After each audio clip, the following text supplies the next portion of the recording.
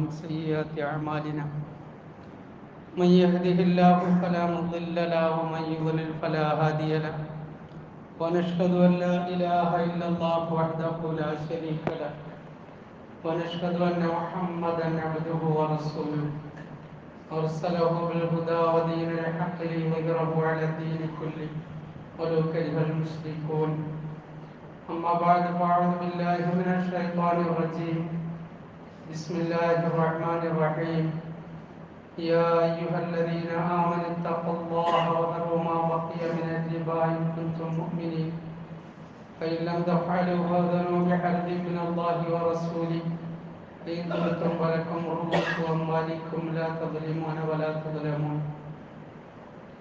عن حولة بنت قيس الأنصارية رضي الله تعالى عنها أنها قالت سمعت رسول الله صلى الله عليه وسلم يقول إن رجالا يتخبطون في مال الله بغير حق فلهم النار يوم القيامة أو كما قال عليه الصلاة والسلام. صدق الله العليم وصدق رسوله النبي الكريم ونحن على ذلك من الشاهدين والشاكرين الحمد لله رب العالمين. ബഹുമാനം നിറഞ്ഞ മുഅ്മിനീങ്ങളായ സഹോദരന്മാരെ, അല്ലാഹു സുബ്ഹാനഹു വ തആല അവൻ്റെ കൽപ്പനകൾ അനുസരിച്ച് ജീവിച്ച് ഈമാനോടുകൂടി മരണപ്പെടുന്നതിന് തൗഫീഖ് തരുമാറാകട്ടെ. ഹക്കായ കാര്യങ്ങൾ പറയാനും കേൾക്കാനും ജീവിതത്തിൽ അനുവർത്തിക്കാനും അല്ലാഹു അനുഗ്രഹിക്കുമാറാകട്ടെ. ബാക്കിയുള്ള ജീവിതം അല്ലാഹുവിൻ്റെ പൊരുത്തത്തിലായി തൃപ്തിയിലായി കഴിച്ചുകൂട്ടാൻ അല്ലാഹു തൗഫീഖ് നസീബാക്കുമാറാകട്ടെ. ആദരവായ റസൂലുള്ളാഹി സ്വല്ലല്ലാഹു അലൈഹി വസല്ലം തങ്ങളുടെ വിടവാങ്ങൽ പ്രഭാഷണത്തിൽ പറഞ്ഞ സുപ്രധാനമായ ചില കാര്യങ്ങളെ സംബന്ധിച്ചാണ് കഴിഞ്ഞ ആഴ്ചകളിൽ ഓർമ്മപ്പെടുത്തിയത്. ഇതിലാദ്യമായി മനുഷ്യൻ്റെ മഹത്വം, അവൻ്റെ ജീവൻ്റെ വില, അതിനെ ഹനിക്കുന്നതിൻ്റെ ശിക്ഷ, ഇതിനെക്കുറിച്ചെല്ലാം ഓർമ്മപ്പെടുത്തുകയുണ്ടായി. കാരണം ഈ ലോകത്തിൻ്റെ, ഈ ഭൂലോകത്തിൻ്റെ മർക്കസ് തന്നെ മനുഷ്യരാണ്. അതുകൊണ്ട് തന്നെ മനുഷ്യൻ്റെ ജാഹിലിയ്യ കാലഘട്ടത്തിൽ നടന്ന കുടിപ്പക, പോര്, ഇതുമായി ബന്ധപ്പെട്ട വൈരാഗ്യം, ഇതിനെല്ലാം അവസാനിപ്പിക്കണമെന്ന് നബിതങ്ങൾ സല്ലല്ലാഹു അലൈഹി വസല്ലം അവിടെ പ്രഖ്യാപിച്ചു. അവിടുന്ന് പറഞ്ഞു വഇന്ന ദിമാ അൽ ജാഹിലിയ്യത്തി മൗദൂഉൻ വഅവ്വലു ദമിൻ അബ്ദഉ ബിഹി ദമു റബീഅ ഇബ്നുൽ ഹാരിസ. ജാഹിലിയ്യ കാലഘട്ടത്തിൽ ഉണ്ടായിരുന്ന നിങ്ങളുടെ രക്തച്ചൊരിച്ചിലിൻ്റെ പകവീട്ടാൻ കാത്തു നിൽക്കുന്ന അവസ്ഥകളൊക്കെ ഞാൻ അവസാനിപ്പിച്ചിരിക്കുകയാണ്. ജാഹിലിയ്യത്തിൽ അങ്ങനെ ആയിരുന്നു. ഒന്നൊന്ന് ചെയ്തിട്ടുണ്ടെങ്കിൽ തിരിച്ചു ചെയ്യും, ആ കുടുംബക്കാർ ചെയ്തിട്ടുണ്ടെങ്കിൽ അത് തിരിച്ചു ചെയ്യും, അതിനേക്കാൾ ഇരട്ടിയായി കൂടുതലായി, ഇങ്ങനെ പകയുമായി ജീവിക്കുന്ന ഒരു സാഹചര്യം അന്ന് മനുഷ്യരിലുണ്ടായിരുന്നു. ഖുതുബത്തുൽ വദാഇൽ അല്ലാഹു റസൂൽ സല്ലല്ലാഹു അലൈഹി വസല്ലം പറഞ്ഞു, അത്തരത്തിൽ മനസ്സിൽ കൊണ്ട് നടക്കുന്ന എല്ലാ കുടിപ്പകകളും, എല്ലാ നിലയിലുള്ള പ്രതികാര ദാഹവും ഞാൻ അവസാനിപ്പിച്ചിരിക്കുന്നു. അതിനി ആരിലും ഉണ്ടാകാൻ പാടില്ല. റബീഅ ഇബ്നു ഹാരിസ, അദ്ദേഹത്തെ വധിക്കപ്പെട്ടിരുന്നു ജാഹിലിയ്യത്തിൽ. അതിന് പ്രതികാരം ചോദിക്കണമെന്ന രീതിയിൽ അദ്ദേഹത്തിൻ്റെ കുടുംബം അതിനുവേണ്ടി കാത്തു നടന്നിരുന്നു. അതുകൊണ്ട് നബിതങ്ങൾ സല്ലല്ലാഹു അലൈഹി വസല്ലം അത് എടുത്തു പറഞ്ഞു, റബീഅ ഇബ്നു ഹാരിസയുടെ രക്തത്തിനുള്ള പ്രതികാരം ചോദിക്കാനുള്ള പക അത് ഞാൻ അവസാനിപ്പിച്ചു. പരിശുദ്ധ ഇസ്ലാമിൽ കൊല ചെയ്യുക എന്നുള്ളത് ഖിസാസ് നിശ്ചയിക്കപ്പെട്ട ക്രിമിനൽ കുറ്റമാണ്. അതായത് അത് കോടതിയിൽ സ്ഥിരപ്പെട്ടാൽ ഇസ്ലാമിക ഗവൺമെൻറ് ഘാതകനെ തിരിച്ചു കൊല്ലും. അതിൻ്റെ വിശദീകരണങ്ങളുണ്ട്. മനഃപൂർവ്വം കൊല്ലുക, മനഃപൂർവ്വം കൊന്നതല്ലെങ്കിലും അതിനോട് സദൃശ്യമായ രീതിയിൽ കൊല നടത്തുക, അബദ്ധത്തിൽ കൊന്നുപോകുക, ഇതിനൊക്കെ വ്യത്യസ്തങ്ങളായ ദിയത്തുകളും ഖിസാസും ശരീഅത്ത് നിശ്ചയിച്ചിട്ടുണ്ട്. അതിൻ്റെ പ്രതികാരം, തിരിച്ചു കൊല, മനഃപൂർവ്വം അല്ലെങ്കിൽ അതിന് നിശ്ചയിക്കപ്പെട്ടിരിക്കുന്ന ദിയത്ത് അഥവാ പ്രായശ്ചിത്തം, ഇതൊക്കെ നിശ്ചയിക്കപ്പെട്ടിട്ടുണ്ട്. നബിതങ്ങൾ സല്ലല്ലാഹു അലൈഹി വസല്ലം അതിൻ്റെ കൂടുതൽ വിശദീകരണങ്ങളിലേക്ക് കടക്കാതെ ആ കാര്യം ഒന്നാമതായിട്ട് പറഞ്ഞു. രണ്ടാമതായി റസൂലുള്ളാഹി സ്വല്ലല്ലാഹു അലൈഹി വസല്ലം ഗൗരവം എടുത്തു പറഞ്ഞൊരു കാര്യം മനുഷ്യന്റെ സമ്പത്തുമായി ബന്ധപ്പെട്ടതാണ്. ഇതെല്ലാം ഒരു ക്രമമാണ്. ഈ ലോകത്ത് മനുഷ്യർ സമാധാനത്തോടെ ജീവിക്കണമെങ്കിൽ ഒന്നാമതായിട്ട് അവൻ്റെ ജീവന് സംരക്ഷണം ഉണ്ടാകണം, അവൻ്റെ രക്തം മാനിക്കപ്പെടണം. അത് മാനിക്കപ്പെടാത്ത രാജ്യങ്ങളിലാണ് കൂടുതൽ രക്തച്ചൊരിച്ചിലുകൾ ഉണ്ടാകുന്നത്. ഒരിക്കൽ പ്രവാചകൻ സല്ലല്ലാഹു അലൈഹി വസല്ലം പറഞ്ഞു, ഇദാ ഹക്കമ ഖൗമുൻ ബിഗൈരി അദ്ലിൻ ഫശാ ഫീഹിം അദ്ദം. ഒരു സമൂഹത്തിൽ അനീതിയുടെ വിധി നടപ്പാക്കപ്പെട്ടാൽ അവിടെ രക്തച്ചൊരിച്ചിലുകൾ വർദ്ധിക്കും. അതിനെ ഇസ്ലാം വളരെ ഗുരുതരമായിട്ട് കാണുന്നു.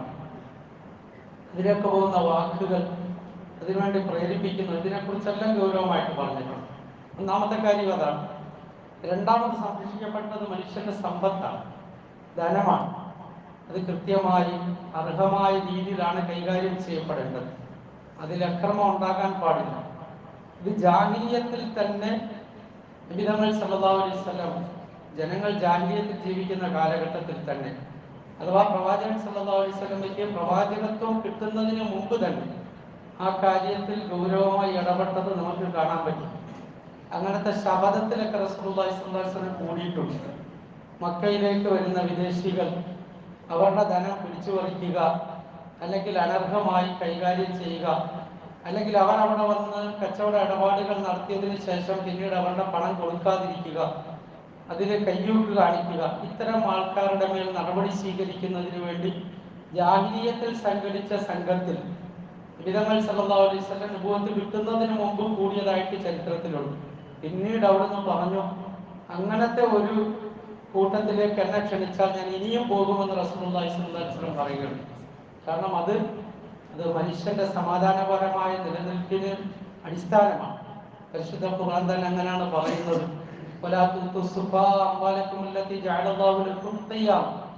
നിങ്ങളുടെ നിലനിൽപ്പിന് ആധാരമായി അല്ലാഹു നിങ്ങൾക്ക് ഏൽപ്പിച്ചിരിക്കുന്ന ഈ ധനത്തെ കൈകാര്യം ചെയ്യാൻ അറിയാത്തവരിലേക്ക് നിങ്ങൾ ഏൽപ്പിച്ചു കൊടുക്കരുത്, വിഡ്ഢികളിലേക്ക് ഏൽപ്പിക്കരുതെന്നാണ് ഖുർആൻ പറഞ്ഞത്. ധനം സംരക്ഷിക്കപ്പെടണം, അത് സൂക്ഷിക്കപ്പെടണം. അതിനെ അനർഹമായി ചെലവഴിക്കാൻ പാടില്ല, അനർഹമായി കൈക്കലാക്കാനും പാടില്ല. അതുകൊണ്ട് തന്നെ സാമ്പത്തിക നീതിയെക്കുറിച്ച് രണ്ടാമതായിട്ട് ഈ പ്രഭാഷണത്തിൽ നബി തങ്ങൾ സല്ലല്ലാഹു അലൈഹി വസല്ലം പറഞ്ഞു. സാമ്പത്തിക നീതി തകർക്കപ്പെടുന്ന ഏറ്റവും വലിയ സംഭവം പലിശയാണ്. അതുകൊണ്ട് അതിനെയാണ് നബി തങ്ങൾ സല്ലല്ലാഹു അലൈഹി വസല്ലം എടുത്തു പറഞ്ഞത്. ആദ്യം തന്നെ നിങ്ങളുടെ ധനം സംരക്ഷിക്കണമെന്ന് പറഞ്ഞു, അത് മഹത്വമുള്ളതാണെന്ന് പറഞ്ഞു. മറ്റൊരാളുടെ ധനം വേറൊരാൾ ഒരു പൈസ പോലും അനർഹമായി കൈകാര്യം ചെയ്യാനോ കൈക്കലാക്കാനോ പാടില്ല. ഇടപാടുകൾ നടക്കണം. ഇടപാടുകൾ നടന്നാലേ മനുഷ്യന് ജീവിക്കാൻ പറ്റുള്ളൂ, അത് ജീവിക്കാൻ കഴിയില്ല. എല്ലാവരും ഇടപാട് നടത്തിയാണ് ജീവിക്കുന്നത്. പക്ഷെ ആ ഇടപാട് അല്ലാഹു നിശ്ചയിച്ചു തന്നിരിക്കുമ്പോൾ തന്നെ അനർഹമായിട്ട് മറ്റൊരാളുടെ പണം വരാൻ പാടില്ല. അപ്പം ആ സാമ്പത്തിക നീതിയുടെ ഏറ്റവും വലിയ കാര്യത്തെ പ്രവാചകൻ സല്ലല്ലാഹു അലൈഹി വസല്ലം പറഞ്ഞു, വഇന്ന റിബൽ ജാഹിലിയ്യത്തി മൗദൂഉൻ. ജാഹിലിയ കാലഘട്ടത്തിലെ പലിശ ഇടപാട് ഞാൻ അതിനെ കുഴിച്ചു മൂടിയിരിക്കുകയാണ്, അത് നിങ്ങൾ തിരിച്ചു കൊണ്ടുവരാൻ പാടില്ല. ചില റിവായത്തുകളിൽ മൗദൂഉൻ തഹ്ത ഖദമയ്യാന്നും, എൻ്റെ കാലിൻ്റെ അടിയിൽ ഞാനത് കുഴിച്ചിട്ടിരിക്കുന്നു എന്നാണ് പറഞ്ഞത്. ആ കുഴിച്ചിട്ട സംഭവത്തെ തിരിച്ചു കൊണ്ടുവരാൻ പാടില്ല. എന്നിട്ട് നബി തങ്ങൾ സല്ലല്ലാഹു അലൈഹി വസല്ലം പറഞ്ഞു,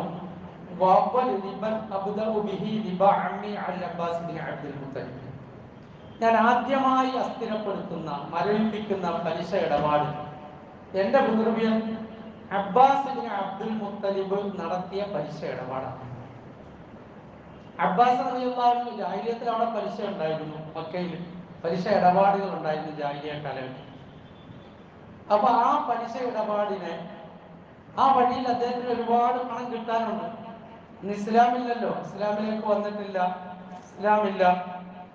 അപ്പോ ആ ജാഹിലിയ്യ കാലഘട്ടത്തിൽ അദ്ദേഹം നടത്തിയ പലിശ ഇടപാടിൽ സമ്പത്ത് ഒരുപാട് കിട്ടാനുണ്ട്. പ്രവാചകൻ സല്ലല്ലാഹു അലൈഹി വസല്ലം തന്റെ കുടുംബത്തിൽ നിന്ന് തന്നെ തുടങ്ങിയിട്ട് പറഞ്ഞു,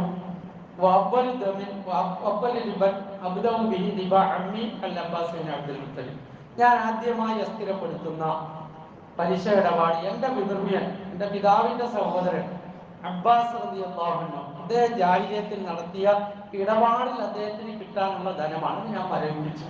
അത് വാങ്ങിക്കാൻ പാടില്ല, ആരും ഈ ഇടപാട് നടത്താൻ പാടില്ല. ലോകത്തിന്റെ രണ്ടാമത്തെ നീതിയാണ് ഒന്ന് മനുഷ്യന്റെ ജീവനാണ്, രണ്ടാമത്തത് സമ്പത്താണ്. സമ്പത്തിന്റെ ഏറ്റവും വലിയ പ്രതിസന്ധി സൃഷ്ടിക്കുന്ന പലിശ ഇടപാടിനെ അന്നേ പ്രവാചകൻ സല്ലല്ലാഹു അലൈഹി വസല്ലം ഗൗരവമായിട്ട് ഉണർത്തി. എന്ന് മാത്രമല്ല, നമുക്കറിയാം പരിശുദ്ധ ഖുർആനിൽ നബി സല്ലല്ലാഹു അലൈഹി വസല്ലമയുടെ ഈ ഖുതുബത്തുൽ വദാഇന് ശേഷം അവതരിച്ച ആയത്ത്, അതിനെക്കുറിച്ച് മുമ്പ് സൂചിപ്പിക്കുകയുണ്ടായി. ദീൻ പൂർത്തിയാക്കി എന്ന് പറഞ്ഞ് അവതരിച്ച ആയത്ത്. അതിനുശേഷം ഈ പ്രഭാഷണത്തിന് ശേഷം നിയമപരമായ ഒരായത്തും അവതരിച്ചിട്ടില്ല.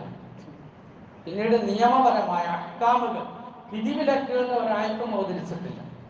ഉപദേശ നിർദ്ദേശങ്ങളുടെ ആയത്തുകൾ മാത്രമേ പിന്നീട് അവതരിച്ചിട്ടുള്ളൂ. എന്നാൽ പിന്നീട് അവതരിച്ച ഏറ്റവും അവസാനത്തെ ആയത്ത് അത് വത്തഖൂ യൗമൻ തുർജഊന ഫീഹി ഇലല്ലാഹ് എന്ന ആയത്താണ്. വത്തഖൂ യൗമൻ തുർജഊന ഫീഹി ഇലല്ലാഹ്, നിങ്ങൾ അല്ലാഹുവിലേക്ക് മടങ്ങുന്ന ദിവസത്തെ നിങ്ങൾ ഭയപ്പെട്ടുകൊള്ളുക. സുമ്മ തുവഫാ കുല്ലു നഫ്സിൻ മാ കസബത് വഹും ലാ യുദ്ലമൂൻ, ഓരോ ശരീരത്തിനും വിചാരണയുണ്ടാവും. നമ്മളെല്ലാവരും വിചാരണയ്ക്ക് വിധേയരാണ്. അല്ലാഹു റസൂൽ സല്ലല്ലാഹു അലൈഹി വസല്ലം പറഞ്ഞു, മൻ നൂഫിശ ഫഖദ് ഉദ്ദിബ, ഏതൊരു മനുഷ്യനെ അല്ലാഹു തആല ശരിയായി വിചാരണ ചെയ്യുന്നു, ചികഞ്ഞന്വേഷിക്കുന്നു, ഫഖദ് ഉദ്ദിബ, അവൻ ശിക്ഷിക്കപ്പെട്ടത് തന്നെ. വേറെ ചിലവായി നശിച്ചത് തന്നെ. കാരണം അല്ലാഹു തആല ഒരു മനുഷ്യനെ ചികഞ്ഞന്വേഷിക്കാൻ തുടങ്ങിയാൽ ആർക്കാണ് രക്ഷപ്പെടാൻ കഴിയും? അതുകൊണ്ടാണ് വളരെ ലഘുവായ വിചാരണ കൊണ്ട് ഞങ്ങളെ നീ രക്ഷിക്കണേ എന്ന് ദുആ ചെയ്തത് റസൂലുള്ളാഹി സ്വല്ലല്ലാഹു അലൈഹി വസല്ലം. നമ്മൾ സാധാരണ ജുമാ നമസ്കാരത്തിൽ സൂറത്തുൽ ആശിയ ഓതുമ്പോൾ അതിന്റെ അവസാനത്തെ ആയത്തിന് ശേഷം അങ്ങനെ ദുആ ചെയ്യാറുണ്ട്. ഇന്ന ഇലൈന ഇയ്യാബഹും സുമ്മ ഇന്ന അലൈന ഹിസാബഹും, നമ്മളിലേക്കാണ് നിങ്ങളുടെ മടക്കം, പിന്നെ നമ്മളുടെ മേലാണ് അവരുടെ അഥവാ മനുഷ്യരുടെ വിചാരണ.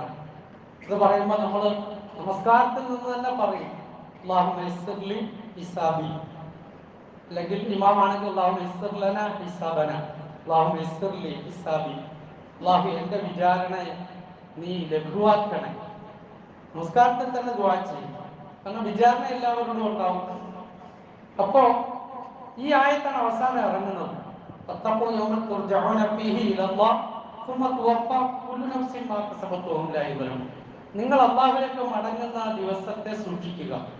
ആ ദിവസം എല്ലാവരുടെയും അമലുകളെ കൃത്യമായി നോക്കി അതിന് തുല്യമായ, അതിനനുസൃതമായ പ്രതിഫലം നൽകപ്പെടും.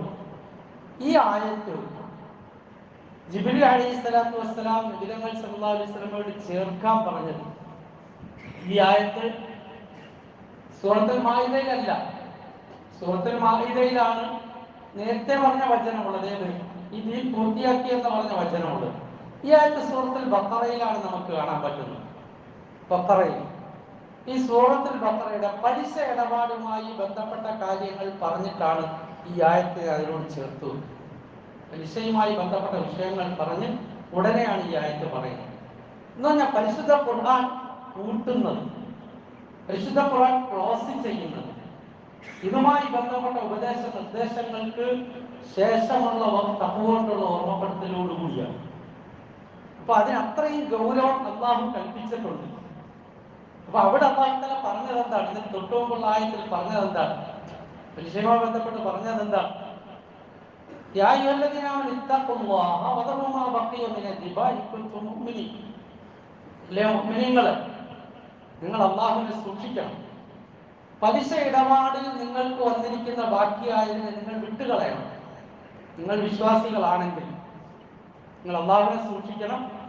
പലിശ സംബന്ധമായി നിങ്ങൾക്ക് നടന്ന ഇടപാട് എപ്പോൾ നടന്നത്? ഇസ്ലാമിൽ നടന്നതല്ല, ജാഹിലിയ്യത്തിൽ നിങ്ങൾ നടത്തിയത്. അന്നവർക്ക് കുഫറിലാണ്. അന്ന് നടത്തിയ ഇടപാടിൽ നിങ്ങൾക്ക് ബാക്കിയുള്ളത് നിങ്ങൾ വിട്ടുകളയണം. അതോറും ആ ബഖീമിനെ ബൈത്തും മുഅ്മിനീൻ, നിങ്ങളിപ്പോൾ ഇസ്ലാമിലേക്ക് നിങ്ങൾ മുഅ്മിനീങ്ങളാണെങ്കിൽ. രണ്ടാമത് പറഞ്ഞ വാക്ക് അടുത്ത ആയത്ത്, ഫഇല്ലം തഫ്അലൂ ഫഅ്ദനൂ ബിഹർബിൻ മിനല്ലാഹി വറസൂലിഹി. ഫഇല്ലം തഫ്അലൂ, നിങ്ങൾ അങ്ങനെ ചെയ്യുന്നില്ല എങ്കിൽ ഫഅ്ദനൂ ബിഹർബിൻ മിനല്ലാഹി വറസൂലിഹി, അല്ലാഹുവോടും അവന്റെ പ്രവാചകരോടും യുദ്ധത്തിന് നിങ്ങൾ തയ്യാറായിക്കൊള്ളുക. അള്ളാഹുവിനോടും അവന്റെ റസൂലിനോടും യുദ്ധം ചെയ്യാൻ നിങ്ങൾ തയ്യാറായിക്കൊള്ളുക. ഇത് ഖുർആനാണ്. അള്ളാഹു പറയുക, ആ പലിശ ഇടപാട് നിങ്ങൾ നിർത്തുന്നില്ലെങ്കിൽ അള്ളാഹുവിനോടും റസൂലിനോടും യുദ്ധം ചെയ്യാൻ നിങ്ങൾ തയ്യാറായിക്കൊള്ളുക. അള്ളാഹുവിനോടും റസൂലിനോടും യുദ്ധം ചെയ്തിട്ട് ആരാ ജയിച്ചിട്ടുള്ളത്? ആര് ജയിച്ചോടെ ജയിക്കും? ആ മനുഷ്യന്റെ അവസ്ഥ എന്തായിരിക്കും? ഇങ്ങനെ ഒരു പാപത്തെ കുറിച്ച് ഖുർആനിൽ പറഞ്ഞത് കാണാൻ കഴിയും. ഇങ്ങനെ ഒരു പാപത്തെ കുറിച്ച് ഖുർആനിൽ പറഞ്ഞത് കാണാൻ കഴിയും.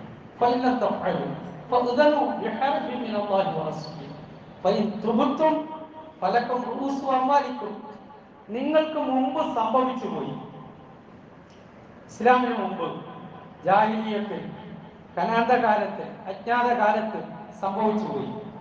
നിങ്ങളതിൽ പശ്ചാത്തപിക്കും.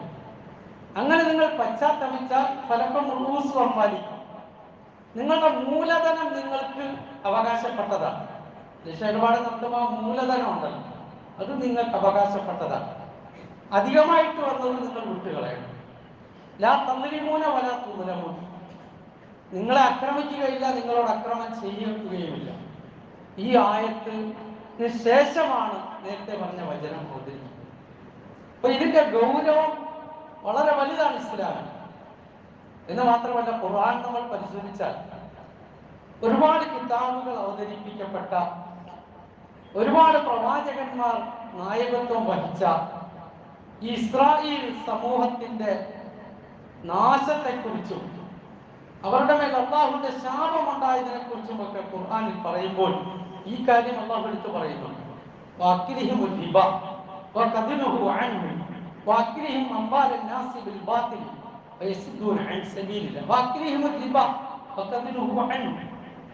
അവരോട് പലിശ നിരോധിച്ചിരുന്നു. ആരോട്? നമ്മളോട് മാത്രമല്ല, മൂസാ നബിയുടെ സമൂഹത്തോട്, ഈസാ നബിയുടെ സമൂഹത്തോട്, ദാവൂദ് നബിയുടെ സമൂഹത്തോട്, സുലൈമാൻ നബി അലൈഹി സ്വലാത്തു വസ്സലാമയുടെ സമൂഹത്തോട്, അയ്യൂബ് നബി അലൈഹി സ്വലാത്തു വസ്സലാമയുടെ സമൂഹത്തോട്, ഇസ്രായേൽ പരമ്പരയിൽ കടന്നു വന്ന എല്ലാ പ്രവാചകന്മാരുടെ സമൂഹത്തോടും അല്ലാഹു പലിശ വാങ്ങരുത് എന്ന് നിരോധിച്ചിരുന്നു. തൗറാത്തിൽ, ഇൻജീലിൽ, സബൂറിൽ, മുമ്പിറക്കപ്പെട്ട വേദഗ്രന്ഥങ്ങളിൽ. അപ്പൊ ഇതെല്ലാം ആദ്യം മുതലേ നിരോധിക്കണമെങ്കിൽ അതിന്റെ ഗൗരവത്ര. ചില പാപങ്ങളുണ്ട്, ചില കുറ്റകൃത്യങ്ങളുണ്ട്, അത് കാലഘട്ടത്തിനനുസരിച്ചാണ് അല്ലാഹു തആല അതിന് നിയമം ഉണ്ടാക്കിയത്. എന്നാൽ ചില പാപങ്ങളുണ്ട്, വൻപാപങ്ങളാണ്. അതെല്ലാ കാലഘട്ടത്തിലും, എല്ലാ വേദഗ്രന്ഥങ്ങളിലൂടെയും, എല്ലാ പ്രവാചകന്മാരുടെ നാവുകളിലൂടെയും, എല്ലാ ശരീഅത്തിലും അല്ലാഹു തആല ഹറാമാക്കുകയും നിരോധിക്കുകയും ഗൗരവമായി താക്കീത് ചെയ്യുകയും ചെയ്തതാണ്. അതാണ് പറഞ്ഞത്,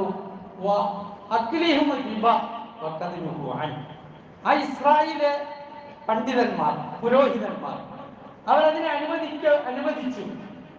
അവരിലെ കിതാബ് ഇറക്കി. അവരോട് ഇത് തിന്നരുതെന്ന് പറഞ്ഞു, പക്ഷെ അവർ കഴിച്ചു.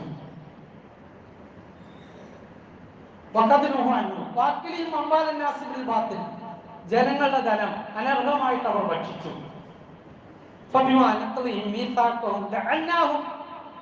ഇത്തരത്തിലുള്ള അല്ലാഹുവിന്റെ കരാറുകളെ ലംഘിച്ചത് കൊണ്ട് നാം അവരെ ശപിച്ചു. ഇതൊക്കെ പരിശുദ്ധ ഖുർആനിൽ കാണാൻ കഴിയും. അപ്പൊ അന്ന് മുതലേ നിരോധിച്ച ആ കാര്യം ഖുർആൻ എടുത്തു പറയുക. എന്ന് മാത്രമല്ല, ഹദീസുകളിലൂടെ പരിശോധിച്ചാൽ വളരെ ഗൗരവമായിട്ട് പിന്നീട് നബി തങ്ങൾ സല്ലല്ലാഹു അലൈഹി വസല്ലം ഇതിന്റെ എല്ലാ വാതിലുകളും അടച്ചതായിട്ട് കാണാൻ കഴിയും. റിബയുടെ, പലിശയുടെ പല ഇടപാടുകൾ, അത് വന്നു ചേരാൻ സാധ്യതയുള്ള എല്ലാ ഇടപാടുകളെയും ഇസ്ലാം നിരോധിച്ചിട്ടുണ്ട്. എല്ലാ ഇടപാടുകളെയും. ഇന്നത് വ്യാപകമാണ്. ചുമ്മാതിൽ നിന്ന് പൈസ ഉണ്ടാക്കാനുള്ള എന്തെല്ലാം വഴികൾ സോഷ്യൽ മീഡിയയിലൂടെ, കുറുക്കു വഴികളിലൂടെ തുറന്നു വരുന്നു, ആലോചിക്കാതെയും മനസ്സിലാക്കാതെയും അതിലങ്ങ് പോയി തലവെച്ച് കൊടുക്കരുത്. അതുവഴി കിട്ടുന്നത് പലിശയായിരിക്കും. റിസ്ക് മഖ്സൂമാണ് സഹോദരങ്ങളെ, റിസ്ക് മഖ്സൂമാണ്. മുസ്ലിമീങ്ങൾ അടിസ്ഥാനപരമായി മനസ്സിലാക്കുന്ന ഒരു വിഷയമാണ്. എനിക്ക് അല്ലാഹു തആല ഒരു റിസ്ക് തീരുമാനിച്ചിട്ടുണ്ട്. എൻ്റെ കയ്യിൽ വന്നു പോകുന്ന ഒരു ധനത്തെക്കുറിച്ച് പടച്ചോൻ തീരുമാനിച്ചിട്ടുണ്ട്. എൻ്റെ കയ്യിൽ തന്നെ വന്നു പോകും. അത് വേറെ ആളുടെ കയ്യിൽ, റാജിമോനുടെ കയ്യിൽ വരില്ല. നിങ്ങൾ ഓരോരുത്തരുടെയും കയ്യിൽ വരുന്ന ധനത്തെക്കുറിച്ച് അല്ലാഹു മുമ്പേ തീരുമാനിച്ചിട്ടുണ്ട്. അത് ആ വഴിക്ക് തന്നെ വേറെ ആളിലേക്ക് പോകില്ല. അത് രണ്ട് രീതിയിൽ വരാം. ഹലാലായിട്ടും വരാം ഹറാമായിട്ടും വരാം. ആ കസ്ബ്, ആ സമ്പാദിക്കുക എന്ന കാര്യം അത് നമ്മളുടെ സ്വാതന്ത്ര്യത്തിൽപ്പെട്ടതാണ്. അതുകൊണ്ടാണ് അഖീദയുടെ ഉലമാക്കൾ എഴുതിയിട്ടുണ്ട്, റിസ്ക് ഹലാലുമാകാം ഹറാമുമാകാം. ഒരു മനുഷ്യന് കിട്ടുന്ന റിസ്ക് ഹലാലായിട്ടും കിട്ടാം ഹറാമായിട്ടും കിട്ടാം, രണ്ട് രീതിയിലും കിട്ടാം. ഹറാമായിട്ട് കിട്ടിയെന്ന് ഓർത്ത് അവന്റെ റിസ്ക് ആകാതിരിക്കില്ല. ലോട്ടറി അടിച്ച് അതുകൊണ്ട് വീടും വെച്ച് ഭക്ഷണവും കഴിച്ചു മക്കൾക്കും കൊടുത്തു, അത് അവന്റെ റിസ്ക്കാണ്. പക്ഷെ ലോട്ടറി തനിച്ച ശുദ്ധമായ ഹറാമാണ്, ചൂതാട്ടമാണ്. അത് ഖുർആൻ എടുത്തു പറഞ്ഞതാണ്. റിസ്ക് അല്ലാതിരിക്കില്ല, അതവന്റെ റിസ്ക്കാണ്. ഈ ലോട്ടറി അടിച്ച് കിട്ടിയ പൈസ ഉണ്ടല്ലോ, അത്രയും പൈസ ഈ മനുഷ്യൻ അല്ലെങ്കിലും കിട്ടും. അവൻ ഹറാമിന്റെ വഴിയിൽ പോയതുകൊണ്ട് അത് ഹറാമായിട്ട് കിട്ടിയെന്നേ ഉള്ളൂ. അവൻ ഹലാലായ വഴിയിൽ ഉദ്ദേശിച്ചിരുന്നെങ്കിൽ അല്ലാഹു തആല അത് ഹലാലായിട്ട് കൊടുക്കും. കൈക്കൂലി വാങ്ങിച്ചു, കാര്യങ്ങളെല്ലാം ചെയ്തു, അത് റിസ്ക്കാണ്. അത് ആ മനുഷ്യൻ അവിടെ സൂക്ഷിച്ചിരുന്നെങ്കിൽ അത് ഹലാലായിട്ട് അവന്റെ കയ്യിൽ കിട്ടും. ഈ ഹറാമായി കിട്ടിയ സാധനത്തിൽ ബർക്കത്ത് ഉണ്ടാവില്ലെന്ന് മാത്രമല്ല, ഇവ ദുനിയാവിൽ അതുകൊണ്ട് കിടന്ന് കുഴയും, കെട്ടിമറയും. അതുകൊണ്ടാണ് പറഞ്ഞത്, നമ്മൾ റിസ്കിനെ ചോദിക്കുമ്പോൾ ഹലാലിനെ ചോദിക്കണം. അതുകൊണ്ട് നമ്മൾ വിചാരിക്കരുത് പലിശ ഇടപാട് നടത്തിയില്ലെങ്കിൽ എൻ്റെ അന്നം മുട്ടിപ്പോവും, എനിക്ക് കിട്ടാതാകും.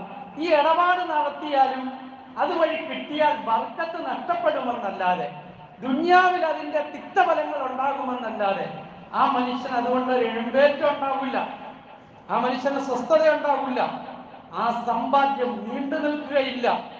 നേരത്തെ സൂചിപ്പിച്ചിരുന്നല്ലോ, ആ സമ്പാദ്യം നീണ്ടു നിൽക്കില്ല. ഹലാലായ അനുവദനീയമായ സമ്പാദ്യമാണെങ്കിൽ ഒരുപക്ഷെ അത് തലമുറകളിലേക്ക് നീണ്ടുപോകും. ഇല്ലെങ്കിൽ അത് നീണ്ടുപോകുകയില്ല, നീണ്ടു നിൽക്കുകയില്ല. മുഅ്മിനീങ്ങൾ, മുസ്ലിമീങ്ങൾ ഇതിൽ വിശ്വസിക്കേണ്ടവരാണ്. അത് അല്ലാഹു തആല തീരുമാനിച്ച് ഓഹരി വെച്ച് തന്നതാണ്.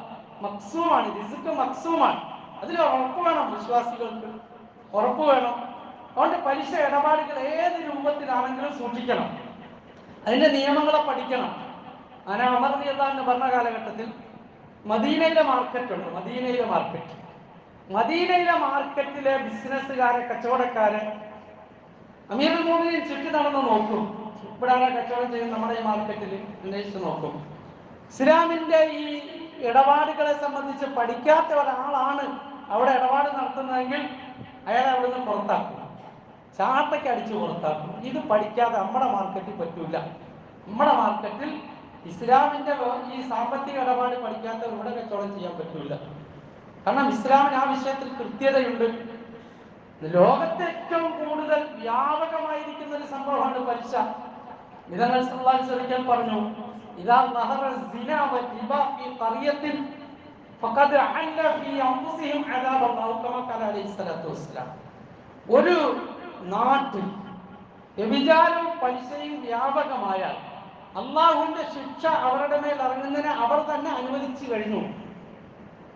പിന്നെ അവർക്ക് ഇൻഷുറൻസ് ഇല്ല. നമ്മൾ ഇൻഷുറൻസ് വെക്കില്ലേ, നമ്മൾ ഇൻഷുറൻസ് ഒക്കെ ചെയ്യാറില്ലേ സംഭവിക്കാൻ? ഹെൽത്ത് കാർഡ് എടുത്ത് വെച്ചേക്കല്ലേ, എന്തിനാ? എനിക്ക് എന്തെങ്കിലും പറ്റിയാൽ അവിടെ പോയിട്ട് എനിക്ക് ചികിത്സിക്കാൻ. ഒരു നാട്ടിൽ അള്ളാഹുവിന്റെ അദാബ് ഇറങ്ങാൻ രണ്ട് കാര്യം ഉണ്ടായാൽ മതി: പലിശയും വ്യാപകമായി, വ്യഭിചാരവും വ്യാപകമായി. എന്നാൽ പിന്നെ ആ നാട്ടിലേക്ക് ഏത് അദാബും വരാം. അത് അവർ അനുവദിച്ചു. വേറെ റിവായത്തിൽ അവർ സ്വയം നാശത്തിന് അനുമതി നൽകിയെന്നുണ്ട്. ഒരു സ്വയം നാശത്തിന് അനുമതി നൽകി. അതുകൊണ്ട് ആ ഇടപാട് അത് മനുഷ്യനെ നശിപ്പിക്കുന്നതാണ്. അതുകൊണ്ട് ഒന്നും നേടാനില്ല. അപ്പൊ സത്യവിശ്വാസികൾ ഇവിടെ അവർക്കൊരു ഈമാനുണ്ട്, ഒരു യഖീനുണ്ട്. അതെന്താണ്? അല്ലാഹു എനിക്കൊന്ന് തീരുമാനിച്ചത് കിട്ടും. അത് ഹലാലായ രൂപത്തിൽ കിട്ടണം. അതിന് അധ്വാനിച്ചോ, ഏത് ജോലി ചെയ്തോ, അനുവദിക്കപ്പെട്ട ഏത് ജോലി, ചെറുത് മുതൽ വലുതുവരെ, ആ അധ്വാനത്തിന്, ആ ജോലിക്ക്, ആ കഷ്ടപ്പാടിന് പ്രതിഫലമുണ്ട്. വീട്ടിൽ കയറി ചുമ്മാ ചടങ്ങൂട്ടിയിരിക്കുക, ഒരു പണിയും ചെയ്യാതിരിക്കുക, അങ്ങനെയൊന്നും അല്ല ഇസ്ലാം. അങ്ങനെ പറഞ്ഞിട്ടില്ല. നമ്മൾ അധ്വാനിച്ചോ, കഷ്ടപ്പെട്ടോ, ത്യാഗം ചെയ്തോ. നമ്മൾ കേട്ടിട്ടില്ലേ പ്രവാചകൻ സല്ലല്ലാഹു അലൈഹി വസല്ലം ഒരു സഹാബിയുടെ കയ്യിൽ പിടിച്ച് ചുംബിച്ചത്? എന്താ കാരണം? അദ്ദേഹത്തിന്റെ കയ്യിൽ തഴമ്പുണ്ടായിരുന്നു. നബി സല്ലല്ലാഹു അലൈഹി വസല്ലം പറഞ്ഞു, ഇത് ആഖിറത്തിന് വേണ്ടി പണിയെടുക്കുന്ന കയ്യാണ്. ആ കയ്യിൽ ചുംബിച്ചു. പറയുന്നുണ്ട്, അല്ലാഹു റസൂൽ സല്ലല്ലാഹു അലൈഹി വസല്ലം ചുംബിച്ചത് ആ ഒരു കയ്യിലല്ല. ഖിയാമത്ത് നാൾ വരെ വരുന്ന ഹലാലായ സമ്പാദ്യത്തിന് വേണ്ടി അധ്വാനിക്കുന്ന മുഴുവൻ മുഅ്മിനീങ്ങളുടെയും കരങ്ങളിലാണ് അല്ലാഹു റസൂൽ സല്ലല്ലാഹു അലൈഹി വസല്ലം ചുംബിച്ചത്.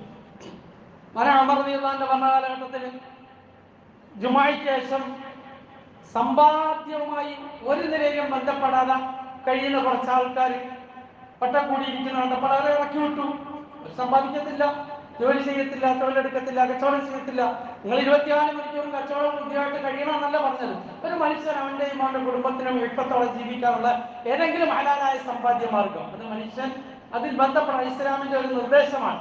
എന്ന് മാത്രമല്ല ഫരീളത്തിൻ ബഅദൽ ഫരീള, ഫർളുകൾക്ക് ശേഷമുള്ള ഒരു ഫർള് എന്നാണ് ഹദീസുകളിൽ കാണാൻ കഴിയുന്നത്. അത് പ്രോത്സാഹിപ്പിക്കപ്പെടുന്നു. പക്ഷെ ഇതെല്ലാം ചെയ്യുമ്പോൾ എന്ത് വേണം? ഒരു മുഅ്മിന് ഒരു യഖീനുണ്ട്, ഒരു ഉറപ്പുണ്ട്.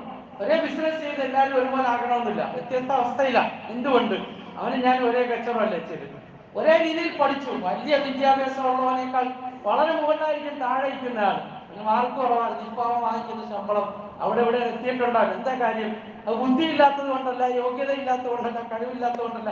ഫിസിക്കൽ ഒരു കോട്ട നേരത്തെ തീരുമാനിച്ചിട്ട് ആ കോട്ടയിലേ വരുള്ളൂ, ആ കോട്ടയിലേ വരുള്ളൂ. അല്ല, അത്യാപ്തിയും നിയമലംഘനവും അള്ളാഹുവിന്റെ അഹ്കാമുകൾ ലംഘിച്ചും പോയാൽ അള്ളാഹുവിന്റെ ശിക്ഷ ഉറപ്പാണ്. അത് ഇസ്ലാം വളരെ ഗൗരവമായിട്ട് കാണുന്നു.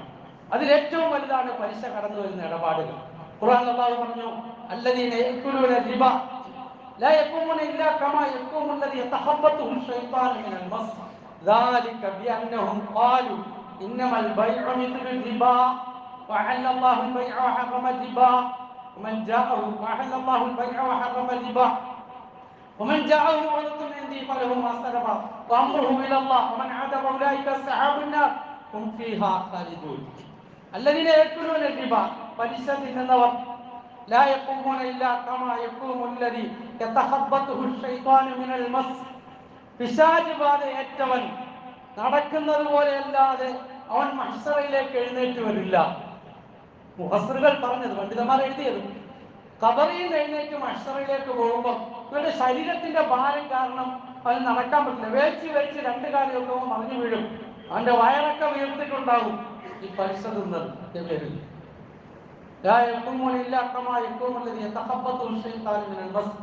എന്തുകൊണ്ട്? എന്തുകൊണ്ടാണത്? അവർ പറയുകയാണ്, പലിശ എന്ന് പറഞ്ഞാൽ അത് കച്ചവടം പോലെയാണ്. അല്ല, അല്ലാഹു പറഞ്ഞു അല്ല. കച്ചവടത്തെ അല്ലാഹു അനുവദിച്ചു തന്നതാണ്. കച്ചവടത്തെ അല്ലാഹു തആല അനുവദിച്ചു തന്നതാണ് എന്ന് മാത്രമല്ല, പ്രവാചകൻ സല്ലല്ലാഹു അലൈഹി വസല്ലം പറഞ്ഞു, അത്താജിറു സ്വദൂഖ് മഅൻ നബിയിന വസ്സദീഖിന വശുഹദാഇ വസ്സാലിഹീൻ. സത്യസന്ധനായ കച്ചവടക്കാരൻ നബിമാർ, സിദ്ദീഖീങ്ങൾ, ശുഹദാക്കളോടൊപ്പം നാളെ ആഖിറത്തിൽ യാത്രയാക്കപ്പെടും. അത്ര ഉയർന്ന കാര്യമാണ് സത്യസന്ധനായ കച്ചവടക്കാരൻ. ഇവ പറയുകയാണോ അവൻ പറയുന്നു കച്ചവടവും പലിശയും അതൊക്കെ ഒരുപോലെയാണ്. അല്ല, അള്ളാഹു കച്ചവടത്തെ അനുവദിച്ചു, പലിശ അള്ളാഹു തആല നിഷിദ്ധമാക്കി, അതിനെ അള്ളാഹു തആല ഹറാമാക്കി, വൻ പാപങ്ങളിൽ പെടുത്തി. അത് കാരണമായിട്ട് ദുനിയാവിലെ മാസത്തിലും അദാബുകൾ അള്ളാഹു താക്കീത് ചെയ്യുന്നു. അങ്ങനെ അവൻ പറഞ്ഞതിന്റെ പേരിലാണ് ഇവൻ ഖബറിൽ നിന്ന് എഴുന്നേറ്റ് ഇങ്ങനെ പോകേണ്ടി വരുന്നത് എന്ന് പരിശുദ്ധ ഖുർആൻ നേരിട്ട് പറയുകയാണ്. ഒരു പാവത്തെക്കുറിച്ച് ഇത്ര ഗൗരവമായി, ശിർക്ക്, കൊല, അതുപോലെ ഗൗരവമായിട്ട് ഖുർആൻ പ്രതിപാദിക്കുന്ന ഒരു വിഷയമാണ്. അതിന്റെ വിവിധ രീതികളെ കുറിച്ച് പറയുന്നു. സാമ്പത്തിക രംഗത്തെ വിവിധ കാര്യങ്ങൾ, എവിടെങ്കിലും പൈസ മുടക്കി, അതിന് ഇസ്ലാമിന്റെ ശരീരത്തിന്റെ നിയമങ്ങളൊന്നും പാലിച്ചില്ല, അവര് കണക്കൂട്ടി ഒരു പൈസ കൊടുത്തു, അല്ലെങ്കിൽ ഇത്ര ഉണ്ടാകുമെന്ന് മുമ്പേ പറഞ്ഞു, നടപടിയില്ല. എന്നൊക്കെ നിയമങ്ങളുണ്ട്. കച്ചവടം ചെയ്യാം, നിയമങ്ങളുണ്ട്, ശരീരത്തിന്റെ അഹ്കാമുകളുണ്ട്. ആ അഹ്കാമുകൾ പാലിച്ച് തന്നെ ആ കച്ചവടം ചെയ്യും. അഹ്കാമുകൾ പാലിക്കാതിരുന്നാൽ അതിൽ ഹറാമ് കൂടിക്കലർന്നിട്ടുണ്ടെങ്കിൽ ഇത് ഗൗരവമുള്ളതാണ്. ഇതങ്ങൾ സല്ലല്ലാഹു അലൈഹി വസല്ലം പറഞ്ഞു, കുല്ലു ജിസ്മിൻ നബത മിനസ് സുഹത്തി ഫന്നാറു ഔലാ ബിഹി. ഏതൊരു ശരീരം ഹറാമ് കൊണ്ടാണ് വളർന്നത്, ഇത് നരകത്തിനാണ് ഏറ്റവും കടമപ്പെട്ടത്. നരകത്തിനാണ് ഏറ്റവും കടമപ്പെട്ടത്. ആ റിവായത്തിൽ കുല്ലു ജിസ്മിൻ നബത മിനൽ ഹറാം, ഹറാമ് കൊണ്ട് വളർന്നത്. ഒരു മനുഷ്യന്റെ അല്ലാഹുമായിട്ടുള്ള ബന്ധം അറ്റുപോകുന്ന കാര്യമായിട്ട് അതിനെ പ്രവാചകൻ സല്ലല്ലാഹു അലൈഹി വസല്ലം ദീർഘമായ ഹദീസിന്റെ ഒരു ഭാഗത്ത് റസൂലുള്ളാഹി സ്വല്ലല്ലാഹു അലൈഹി വസല്ലം പറഞ്ഞു, ഒരു മനുഷ്യന്റെ ദുആ അത് ഏറ്റവും കൂടുതൽ സ്വീകരിക്കപ്പെടുന്ന സന്ദർഭങ്ങളിൽ ഒന്ന് അവന്റെ യാത്രാവേളകളിലാണ്. യാത്രയിൽ ദുആ ചെയ്യും, ആ ദുആയ്ക്ക് കബൂലിയത്തുണ്ട്. എന്നാൽ ഒരാളുടെ ദുആയെക്കുറിച്ച് നബി തങ്ങൾ സല്ലല്ലാഹു അലൈഹി വസല്ലം പറഞ്ഞു, റജുലൻ യുതീലു സഫറ, ദീർഘമായ യാത്രയിലാണ് മനുഷ്യൻ. അശ്അസ അഗ്ബറ, പൊടി പുരണ്ട് മുടിയൊക്കെ പാറിപ്പറന്ന്. യമദ്ദു യദൈഹി ഇലസ്സമാ, ആകാശത്തിലേക്ക് കൈ ഉയർത്തിയിട്ട് ആ മനുഷ്യൻ വിളിക്കുന്നു, യാ റബ്ബ് യാ റബ്ബ്, എന്റെ രക്ഷിതാവേ എന്റെ രക്ഷിതാവേ എന്ന് വിളിക്കുന്നു. ഏറ്റവും കൂടുതൽ ഉത്തരം കിട്ടേണ്ട ആളാണ്. പക്ഷേ വമതഅമുഹു ഹറാമുൻ വമൽബസുഹു ഹറാമുൻ വമശ്റബുഹു ഹറാമുൻ വഗുദിയ ബിൽ ഹറാം, അവന്റെ ഭക്ഷണം, പാർപ്പിടം, വസ്ത്രം ഇതൊക്കെ ഹറാമായ രൂപത്തിൽ കിട്ടിയതാണ്, സമ്പാദിച്ചതാണ്. അവൻ കഴിച്ചിരിക്കുന്നത് അതാണ്. സന്നായിസ്തജാബുല, അവൻ എങ്ങനെ ഉത്തരം കിട്ടും? ഇത്രയും സന്നിഗ്ധ ഘട്ടത്തിൽ പോലും അവൻ ഉത്തരം കിട്ടില്ല എന്ന് സയ്യിദുനാ റസൂലുള്ളാഹി സ്വല്ലല്ലാഹു അലൈഹി വസല്ലം പറഞ്ഞു. കാരണം എന്താണ്? അല്ലാഹുമായിട്ടുള്ള ബന്ധം ഏറ്റവും. അതുകൊണ്ട് ഈ ഒരു ഗൗരവമായ പാപത്തെ ഖുതുബത്തുൽ വദാഇൽ അല്ലാഹു റസൂൽ സ്വല്ലല്ലാഹു അലൈഹി വസല്ലം ഗൗരവമായിട്ട് പിന്നെ പറഞ്ഞു, ഇന്ന റിബൽ ജാഹിലിയത്തി മൗദൂഉൻ വഅവ്വൽ റിബൻ അബ്ദഉ ബിഹി റിബ അമ്മി അൽ അബ്ബാസ് ബിൻ അബ്ദുൽ മുത്തലിബ്. ജാഹിലിയ കാലഘട്ടത്തിലെ എല്ലാ പലിശ ഇടപാടുകളെയും ഞാനിതാ മരവിപ്പിച്ചിരിക്കുന്നു, അസ്ഥിരപ്പെടുത്തിയിരിക്കുന്നു. അത് എന്റെ പിതൃവ്യൻ ചെയ്തതിനെ ആദ്യം ഞാൻ കുഴിച്ചു മൂടിയിരിക്കുന്നു എന്ന് പറഞ്ഞുകൊണ്ടാണ് രണ്ടാമത് ഏറ്റവും ഖിയാമത്ത് നാൾ വരെയുള്ള ലോക മനുഷ്യരുടെ സമാധാനത്തിന്റെ ഏറ്റവും പ്രധാനപ്പെട്ട ഒരു വിഷയത്തെ രണ്ടാമതായി സൂചിപ്പിക്കേണ്ടത്. അല്ലാഹു സുബ്ഹാനഹു വ തആല പരിശുദ്ധ ഇസ്ലാമിന്റെ അഹ്കാമുകൾ സൂക്ഷിച്ച് ജീവിക്കാൻ നമുക്കെല്ലാം തൗഫീഖ് നസീബാക്കുമാറാകണം. മരണപ്പെട്ടു പോയ സഹോദരങ്ങൾക്ക് വേണ്ടി ജനാസ സംസ്കരിപ്പിക്കാൻ ദുആ ചെയ്യാൻ വേണ്ടി അറിയിച്ചിട്ടുണ്ട്. റഷീദ് അണ്ടൂർക്കോണം, ദാവൂദ് കുഞ്ചിറ,